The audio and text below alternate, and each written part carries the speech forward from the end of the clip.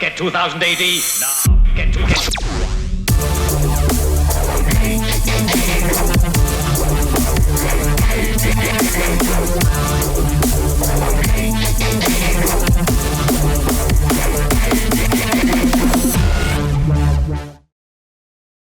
Borag Thung Earthlets, this is In Orbit every Wednesday. I am your host, Molch-R. She is your host, KLO-E. And that is Rob Williams. And we are coming to you, well, not from the nerve centre, because it doesn't exactly look very futuristic. Is it getting on my nerve centre?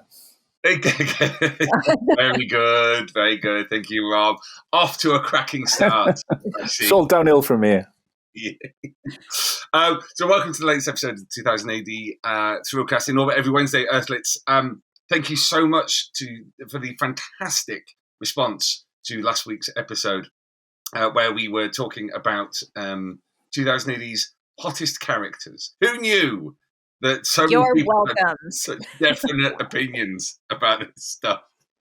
But KLO-E, I think we've really kind of we've hit a nerve here. We've hit a subject that people have strong opinions on. I think that you just needed like an obnoxious American to bring out like the feral energy of the British 2000 AD loving public. Yeah. I mean, it's interesting how many people are like, yeah, I agree with KLO-E. Like, you know, these are all straightforward picks. Looking at the comments, there's the obvious ones. There's Durham Red. There's Judge Hershey. All the ones that we struck on.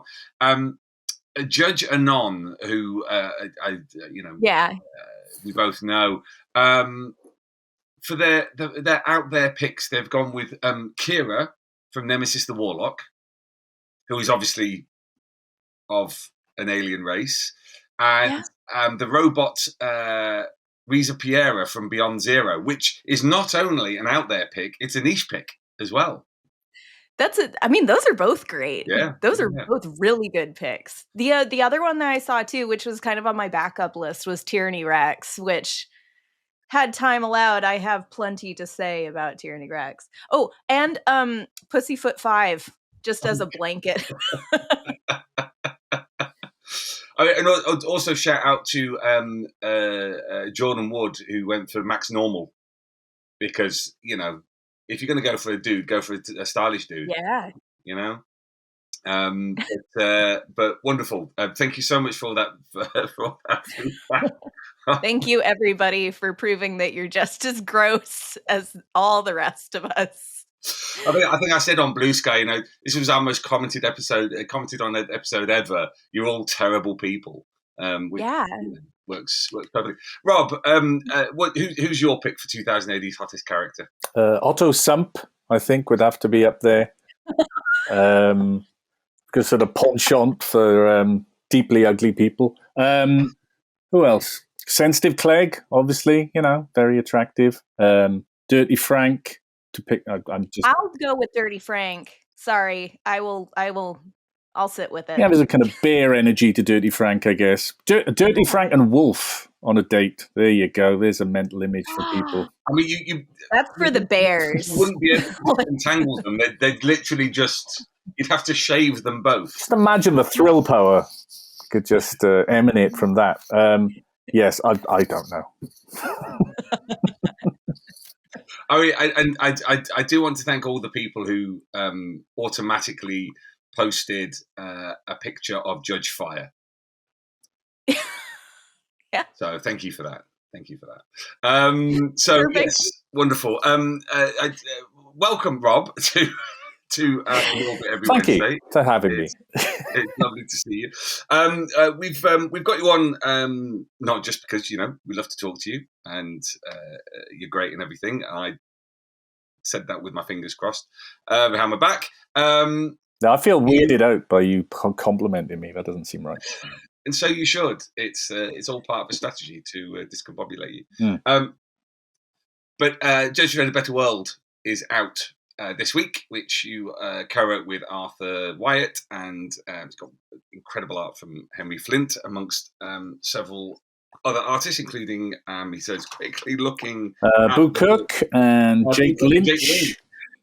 All very nice, And yeah. And the hardback, the web shop hardback looks very beautiful. I have one here, and That's fantastic. it's all very attractive. And also, these got these gorgeous little Henry Flint kind of inside cover bits of artwork, which is it's kind of if like you don't make art prints of that, you're fools. It's kind They're of fantastic. It's all a bit gorgeous. Yeah, Yeah. It's wonderful.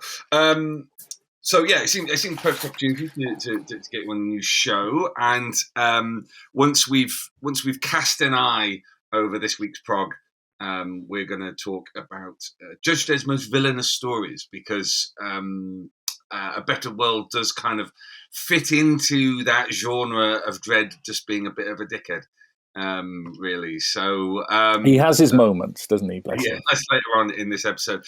But we're going to talk about this week's prog, which is 2417, which is out now from all good newsagents, comic book stores in the UK, and digitally from 2000 AD's web shop and apps. I really need to deal with the brightness of my tablet screen on this. That was terrible. But for those of you watching on YouTube, I'm holding up this cover, and you'll be able to see I'll post the cover on the video as well. Mark Harrison, his covers for The Out have just been absolutely spectacular. We were singing those praises last week, and they just continue this week. Just incredible. And kind of stretching back to was it beginning of last year or 2023, with that one where Sid's got her thumb out. It's like a Hitchhiker's Guide to the Galaxy kind of homage. Mm-hmm. The beautiful kind of blue sky, and she's got a thumb out, and it's just yeah, he just keeps doing stuff, and quite a few people agreeing with us about how he's still knocking it out of the park after all these years. I used to read, Mark Harrison used to do a strip called Travelers for White Dwarf magazine, where I used to read when I was genuinely probably about 16 years old or something. And it was great, and it was really funny. It was a science fiction satire. It just ripped the piss out of Star Trek and Star Wars and all this type of stuff. So yeah, it's great. Mark's been around for a while, but it's great to see him doing such sort of vibrant work. Yeah, and it's so good to see somebody who just continues to improve, do their thing, not rest on their laurels or anything. And it's really noticeable, particularly with this latest series of The Out, just how kind of connected him and Dan are on the series. They clearly have as one mind on what they want to do with it, which is fantastic. By the way, apologies for the croaky voice from me. I spent the weekend shouting in a market square. But yes, looking at 2417, Chloe, what are your thoughts on this week's prog? There was a dog in Judge Dredd. There was. I got so over the top excited over being like, okay, gonna sit down and read. There's a dog, and I you know what? There was one thing though at the I hate to spoil it, but the idea of Dredd even sarcastically saying "good boy" to a dog is something that I can't buy for some reason.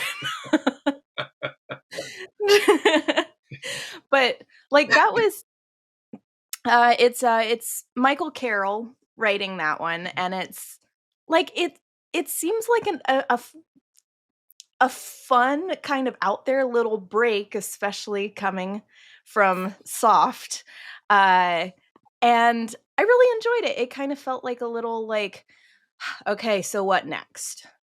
And I always enjoy those little bits kind of in between some of the larger stories. And I really like Michael Carroll's writing. I think that he's a very playful writer.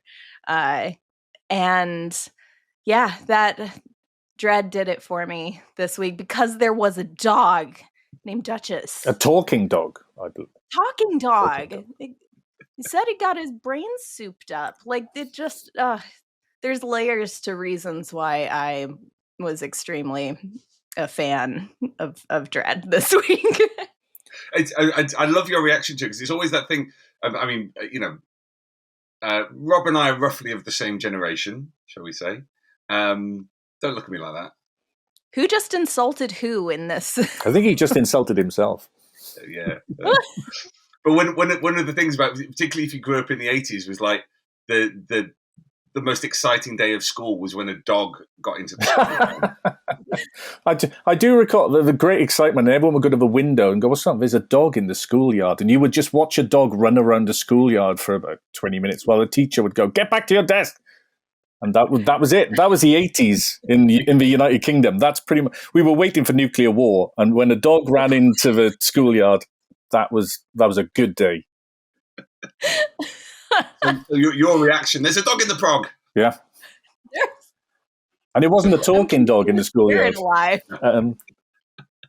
But I should say a shout out to, is it Niccolo Acerelli? I thought the art was really cool, actually. Yeah. There was a couple of panels in particular. I was just like, ooh, hello. I think more Niccolo Acerelli. I looked again. More Niccolo Azzarelli on Dredd. I think that would be a good thing. Mm-hmm. Yeah, so they did the Returners with the much missed Cy Spencer. Okay. In the magazine, it's a lovely little one and done, and I can see why Rob would enjoy it, having put a talking horse into Judge Dredd already. Yeah. Well, maybe the talking horse and the talking dog need to team up and go off on fun-packed Disney-like adventures. Don't tease me like that. It's rude. I've got to bring the talking horse is coming back at some point. Yes! It's got to be done. But I do think, I would say, I will never ever in my career write a better title for a story than They Shoot Talking Horses, don't they? That is my favourite title of any story I've ever written. Anyway. Yes. Elsewhere in the this week's program, we've got Hawk the Slayer, we've got Portals and Black Goo, Fiends of the Eastern Front, and the conclusion of The Out. I mean, Chloe, we've talked about this already. The mix of stories in this current tranche of 2000 AD. And when you got something like Hawk the Slayer, which is kind of, I think, calling it sword and sorcery is almost doing it a disservice. It's the swords and sorcery. You know, the like the source material of this is the most kind of it's like kind of orange, you know, like concentrated orange squash of swords and sorcery kind of thing. Well, it's like double plus sword and sorcery is what it is. It's doubled down, and it's kind of nice to see. It's nice to see that genre still presented really purely, because I don't know. I when I think sword and sorcery, I do very much just think, oh, that's something that was really popular back in the 80s. And, you know, the 70s, the 80s, like that was the big genre if you were into fantasy. And so it's pretty cool to see something that is still stuck by its guns in that more retro sort of genre, but brought back up to date and made contemporary and made interesting for people that still look to that bygone period of when comics were just, you know, swords and guys being like, you know, pray thee that I not strike upon your face and all that. Like, it's great to see that carried forward in a way that is both pure and also actually updating it a little bit. It's you can't beat that. And Cy Colby is a massive metalhead, so anytime there's like big swords clanging, I can just hear Metallica playing very, very loudly, which kind of adds to it, I think. Just Run to the Hills plays in my head, like pretty much. Yeah. Yeah, I mean, like I said, we've already touched on it. You know, in one issue, you've got swords and sorcery, you've got Judge Dredd, so you know. Kind of dystopian sci-fi. You've got kind of like Fortean style kind of M.I. Jamesy kind of weirdo daftness. You've got Oscar Wilde, and you've got The Out. You've got space opera with The Out, which is just it's fantastic. So and this prog, I really felt that they were all kind of batting at their maximum. Yes. It did like proper thumb on the pulse of what the stories need to do, of what they want to do, and take it forward. So very strong lineup. Looking forward to what Tharg the Mighty has in store in the next little while. One thing we did talk about last week was the 2000 AD klaxon, like the thrill klaxon, because the landscape of In Orbit Every Wednesday. I think just we need to have a little bit of American kind of. You got to bring the hype. Yeah, is that what you need? Yeah, kind of. Yeah, get hype. So we've had one or two suggestions. Never say that ever again. No, I was going to say I really want you to say that again, please, Mike. That's the klaxon, is you just saying, bring the hype. Oh dear. Natural kind of Yorkshireman, just kind of get over yourself. So thank you for the suggestions of what the thrill power klaxon should be. I was kind of scouting around for potential sounds. I've not decided on one yet. Let's see what you think about these. I might have downloaded that one by accident. I definitely didn't download by accident this one. I mean, that has a certain classic feel to it. Yeah. You can go like full on proper sci-fi. Yeah, it feels like the nerve centre, as it was in the olden days, is lifting off in the middle of London. Do you know when Tharg strips used to do that? So in combination with Zarjaz. Right. Perfect. Sorted. Yeah. When you little known fact, when you send your scripts into Tharg, that is occasionally the reply you get. You just get a voice note. It just comes from the clouds as well. It doesn't. Other times, a hand comes out of the screen and just slaps you around the face and says, "Try again." I have minor edit, Earthling. Things like that. Let us know in the comments and on Blue Sky and Twitter and Facebook what you think the Phil Power klaxon should sound like. Whether you think it should be,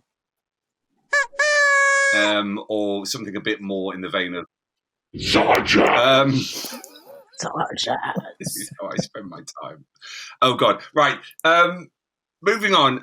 Now, having Rob on, co-author of Judge Dredd, A Better World. For those of you who haven't read it, the collection is out this week. It is Rob. Explain to us about Judge Dredd, Better World. Oh God, the pressure. So there's a long-running character called Judge Maitland, who's basically been one of. There's very few judges that Dredd trusts, but he trusts Maitland, and we've established that over several stories over the years. And I think because she's a good judge and he trusts her instincts, and she's an accounts judge, which always makes for thrilling comics stories about accountancy departments. Arthur Wyatt and I wrote a couple of stories where Maitland basically looked into the system in Mega City 1 and how it was working and how it was effectively warfare on the streets every day and had been for decades, as we know. And she ran a modeling program which said, well, what if I take money away from weaponry for the judges and I put it into education and social programs? And she sees that crime levels drop. And in that one little moment, it suddenly puts the entire status quo of the judges at risk, because what she's just proved is that the judge system effectively doesn't work, and all they're succeeding in doing is fighting a war every day. So she goes to the chief judge and she asks to implement this system, and they give her one sector to trial this system. And A Better World is really the story of Judge Maitland one good judge trying to do the right thing against an awful lot of vested power interests, whether it's certain senior judges, whether it's the media. Some of her fellow judges are very unhappy with her because basically they feel like she's taking weaponry away from them, and they're getting shot in the line every day. And it builds to a sort of a boiling point, which might well just bring the entire city down. Now, I will say, we've said this in previous episode, there are spoilers on In Orbit every Wednesday, so please be aware before proceeding with this episode, Earthlets, because there's one coming up right now. Because I wanted to also talk about Judge Dredd Soft, which is the story that's just concluded in 2000 AD and is a follow-up to A Better World, where Maitland's plans have come to a sticky end. Let's say that. That sounds nice, doesn't it? That's a kind of euphemistic way of putting it. When you've got a story that is threatening to change the status quo, the judges, and they respond negatively in that kind of situation, what's your instincts as a writer? Because I often see a lot of people who kind of go, no, it's a cop-out that they didn't follow through on the Maitland thing. It's like, is your instinct to go, no, that's the real world. That's how the real world treats people like that. I mean, yes, but it's all a balancing act, because you have, I mean, basically we wrote a story, Arthur and I, which if it had gone a different way, effectively may have ended the Judge Dredd strip. And being realistic, we want Judge Dredd to keep going. So that is partly an instinct. You want to look at the world outside you, and thematically, it very much suggested what the ending of A Better World should be, but it was not necessarily everyone singing Kumbaya and going, oh, look, we're all happy now, and suddenly the human race is a happy place. It doesn't tend to work out. And we wanted to reflect what's going on in the world right now.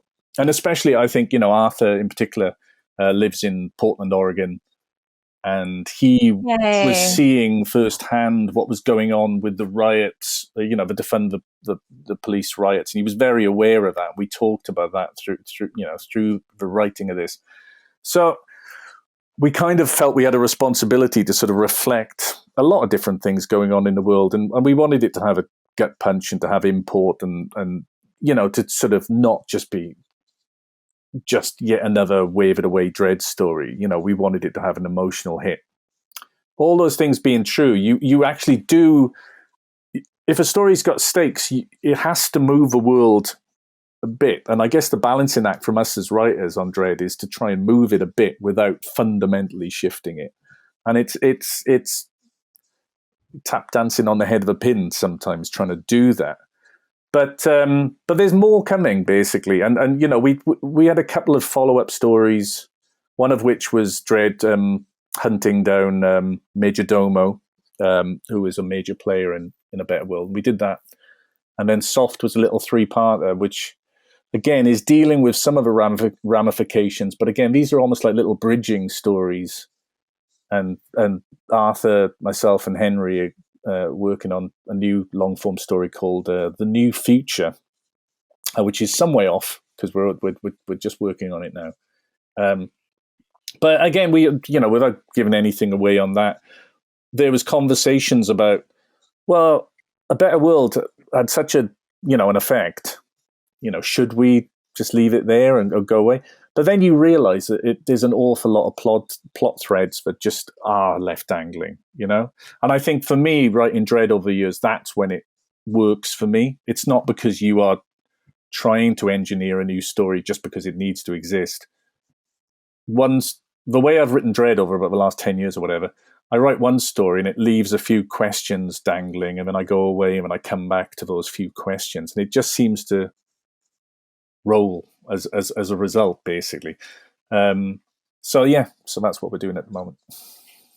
It feels like you're working under a very necropolis theory, which is like, it feels like there's a lot of bits that are all left there kind of dangling, and then you get necropolis, which is kind of how it's that's how it reads so much to me. Is there's all these stories that you have that they are their own little piece of tension that feel like they are definitely going to lead up to something monumental.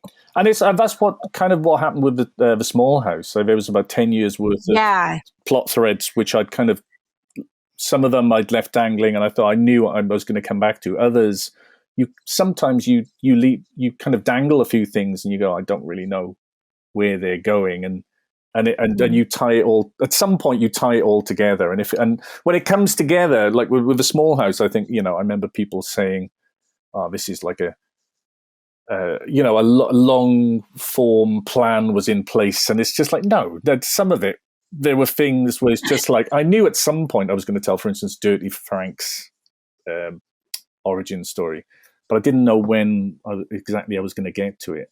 And it just so happens sometimes if you can tie them together, it feels like the end of the Seinfeld episode when suddenly you find out all 4 plot threads are actually the same story. And you get that little satisfying, ooh. Well, I mean, it brings us nicely on to our chosen theme for this episode as we're rattling towards the end of it. Ooh. But about Judge Dredd's most villainous stories, where Dredd is at his bastard worst. Let's put it that way. And I want to get your perspective on your kind of top moments of where, are there stories that you draw inspiration from, where perhaps Wagner or Grant has done Dredd as the ultimate villain? Well, I think Apocalypse War, he kills 500 million people, I believe. I mean, that's not bad. Good deal. It's fairly, and I've said before, but I do think like Request Denied is possibly my all-time favorite Dredd moment. And then because if people haven't read it, and they really should, because it's it's one of the best comics of all time for me. The Apocalypse War is just an absolute joy, and it's John and Carlos like at their peak. And at the end of that story, spoilers, Dredd is given a Sov judge begs for mercy because Dredd has broken into and the Sov nuclear arsenal and has got his hand on the button and says, please. Dredd just says request denied and presses the button and kills 500 million people. Which I think is one of those things that just like, if you think about what differentiates Dredd from other great sort of pop culture icons in comics, can't remember Spider-Man ever killing 500 million people.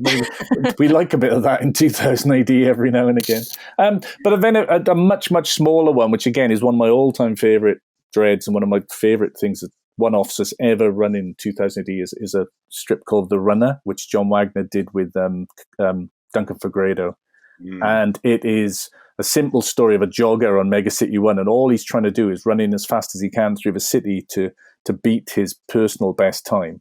And the judges see him running, Dredd sees him running, and because he's running, assumes he's done something wrong. And the art is just beautiful. I mean, Duncan is a master. It's in Prog. Oh, can't find it now, having given it the big build-up. But people should read The Runner.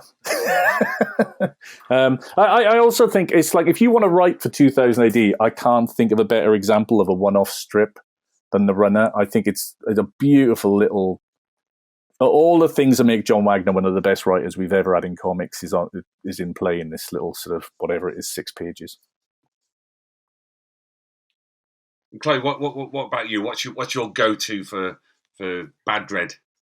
Well, I kind of picked 2 out there ones because of who I am as a person. And one of my favorites is John Cassavetes is Dead from Prog 627. I had to make notes for myself on this one. And it's basically a guy has been collecting, 20th century pieces of like newspapers and printings and all of these things. And simply those existing is unacceptable. And they have to be cleared out. And he's obviously put in the ISO cubes. And for a moment, even Dredd kind of questions, like looking at the papers, which one of them says John Cassavetes is dead. And even Dredd looks at it and is like, well, why? And still he carries forward doing that. And it's the especially as someone who feels so strongly about censorship, like this is kind of one of those examples of even what we're seeing now, where it's Dredd questioning things and still moving forward because that's just what you do, despite the fact that everything being collected in that strip is entirely harmless. But the mere fact that it exists is unacceptable. And I can't think of anything more evil than taking that kind of insignificant joy away from somebody.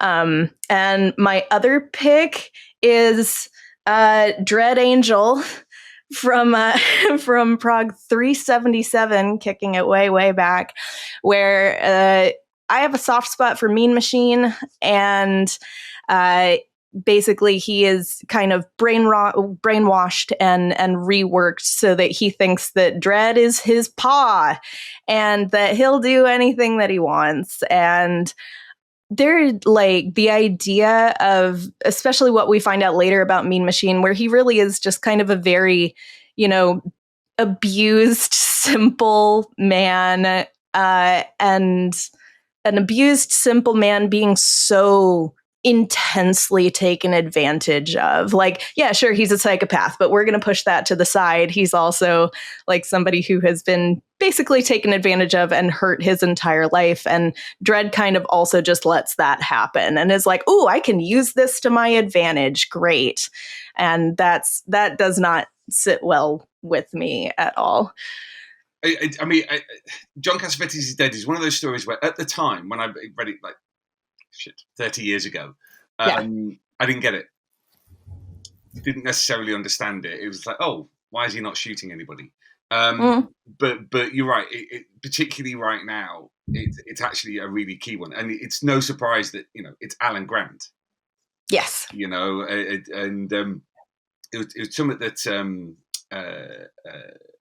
Adorno, the how to describe it, philosopher, talked about with regards the notion of truth and lies, that once you remove the value of the truth, then you have license to do everything, because nothing is true. So therefore, nothing can be good, nothing can be bad. You just do, and it's one of the underpinnings of morality falls away. Yeah. This is absolutely fascinating. My pick, there's the obvious one, like Judge Dredd America. That's an obvious one. But my favorite, where it's funny, where it's bleakly funny, and there's a couple. There's Caught Short, which is John Wagner and John Higgins, where a guy really needs the loo, and he's desperately trying to find like a public toilet, and somebody reports him for like suspicious behaviour because he's kind of furtively running around, so he looks suspicious, and Dredd stops him and interrogates him, and the guy's a model citizen. And he says, "Oh, you're free to go." And the guy's like, "Oh, thank God!" Racing. Dredd points out where the public toilet is, racing towards it, mops his brow with a handkerchief and drops it. At which point, Dredd says, "Hold it, you come back." And there's just this incredible moment where this guy's doomed, and of course he wets himself. And it splashes on, like John just does this amazing way, just a little drop just splashes on Dredd's visor, and it's just wonderful. But going back even further, Purpaid, which is pure Alan Grant and Robin Smith, where a guy comes out of a support, like he's a petty criminal, like he can't help himself, just doing a bit of spot of vandalism. He just wants to be naughty. And he comes out of like a support group meeting, and Dredd's just like, I don't like the look of you. What does he say? I've seen thousands like you, Mullard. Look at you, quivering all over, just itching to break the law. It's eating you up inside. And it just goes on and on. And eventually, of course, he snaps. and just as the most ridiculous kind of Dredd, and it was a Dredd. He calls Dredd a stinking fascist pig. So Dredd arrests him and has him lobotomized. And the perp aide kind of lead, like team leader, goes, "This is your fault. You know, he could have made it. You drove him over the edge." And Dredd just goes, "He was going anyway. I just hurried him along a bit." That's so good. That's a great line at the end, actually. Yeah. It's pretty much very fitting. I love the story. I mean, they're so grim, even in hindsight, but they're that perfect. I mean, it was particularly Alan Grant as well, reacting to Thatcherism in the 1980s and the rhetoric of Thatcherism and of Law and Order. But the way they do it is always just so ridiculous and silly, and the humour is in the fact that the perp is doomed. Yep. But I mean, there's also the Judge Child with his I forget the name of the judge, with the guy with the moustache, and just how he acts to just simple things like that. He's not very nice, Dredd, it turns out. Spoilers. Yeah. He's not very nice. There's the killing 500 million people and then bullying a judge with a moustache to effectively die through a disease during the Judge Child because he had facial hair. It's just, I mean, that often comes up if ever there's like a judge cosplayer who's got like a beard, there'll always be somebody in the comments going that, you know, you shouldn't have beards, you're a judge. And it's because of that one story. And it's such a petty thing as well. But maybe that's something they need to bring back, just Dredd just taking a dislike. Dredd bullying. Just bring bullying back. So that's where we've gone at the end of this podcast. We've decided... As an official representative of 2018 Rebellion, I say bring bullying back. If these issues have affected you, there are websites you can contact at the end of this website. Wonderful. Well, we are now out of time. Should have got around to this sooner because there's so much more to say. If you have thoughts on your favourite moments when Dredd is at his most villainous, do drop it into the comments on YouTube, on our socials, on your favourite podcast app, and we'll have a little discussion about them next week as well. Make sure you subscribe to 2000 AD by going along to 2000AD.com and either downloading the 2000 AD app on your Android or Apple devices, or subscribing in print and get it delivered to your door every week. Judge Dredd, A Better World is out in paperback and hardcover this week, and the reviews alone should sell it to you. Rob, it's been wonderful having you on the episode. Yeah, thank you, Rob. Thank you for having me, guys. I hope we made vague sense, which is all I want from any social interaction. Well, I mean, I'm sure at some point, because we've next month we are launching our creator deep dives. Our creator tapes series and the deep dives, which are the other two shows from the Thrillcast, bringing you. Something that the Thrillcast has always done, which is, in-depth interviews with creators, and also heading into the archive to bring you some gems of thrill power.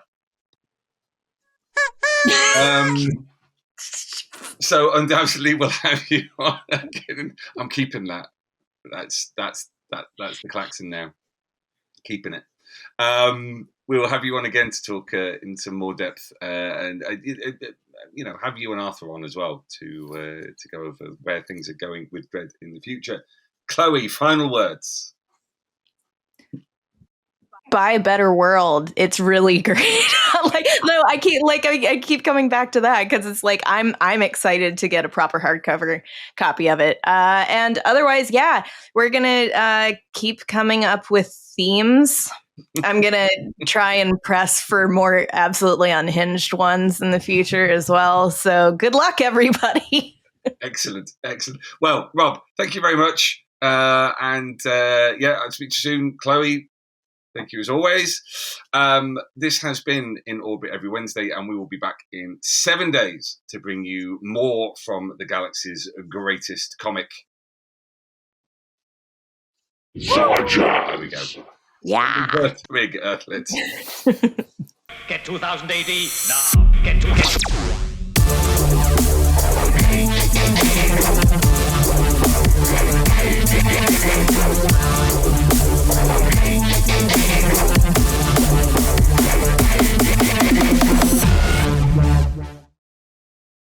Well, thanks for joining us on In Orbit every Wednesday, Earthlets. Make sure you like and subscribe and go along to 2000 AD, where you'll be able to subscribe to 2000 AD and the Judge Dredd magazine. Sign up to our newsletter and you'll get hundreds of pages of free comics to download. And download the app for your Apple and Android devices. Now, don't forget, Earthlets, this is the 2000 AD universe. We just live in it.